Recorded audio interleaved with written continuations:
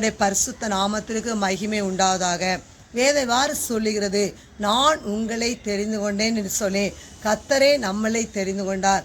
ஆனால் தெரிந்து கொள்ளப்பட்ட வாழ்க்கையில் எப்படி இருக்குன்னு சொன்னால், உபத்திரத்தின் பாதையிலும் வளர்ச்சி உண்டாகும். நீங்கள் உபத்திரத்தின் பாதையில் வரலாம் அன்றைய எனக்கு ஒரு வளர்ச்சியிலேன்னு சொல்லி இதுவரைக்கும் நினைக்கிங்களா?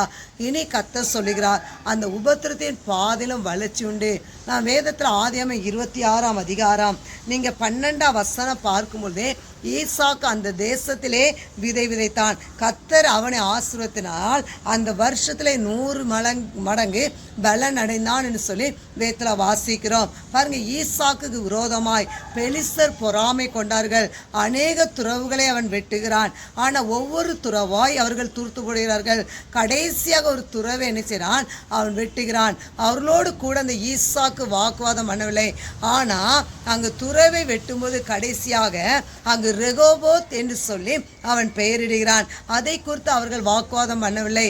ரெகோபோத் என்று சொன்னால் பலுகி பெறுவான்னு சொல்லி நீங்கள் நினைக்கலாம். என் குடும்ப வாழ்க்கையில், என் பிள்ளைடைய வாழ்க்கையில் ஒரு வளர்ச்சியே இல்லைன்னு சொல்லி நீங்கள் சோர்ந்து போய் இருக்கீங்களா? இன்றைக்கு கர்த்தர் சொல்லுகிறார், நீங்கள் தெரிந்து கொள்கிற பிள்ளைடைய வாழ்க்கையில் கர்த்தர் வளர்ச்சியை உண்டாக்குவார். மற்றவங்களாம் இப்படி வளர்ந்துருக்காங்களே, ஏன் எனக்கு மட்டும் இப்படின்னு சொல்லி நினைக்கிங்களா? கர்த்தர் சொல்லுகிற காரியம், உங்களுக்கு ஒரு வளர்ச்சி உண்டு, உங்களுக்கு ஒரு செழிப்பை கட்டளையிடுவார். கர்த்தரை நம்புகிற செழிப்பான் என்று சொல்லி வேதத்தில் வாசிக்கிறோம். எனவே கர்த்தர் புகழ்ச்சியிலும் கீர்த்தியிலும் மகிமையிலும் அவர் உங்களை சிறந்திருக்கும்படி செய்வார். கர்த்தர் தாமே உங்களை ஆசீர்வதிப்பாராக. ஆமென்.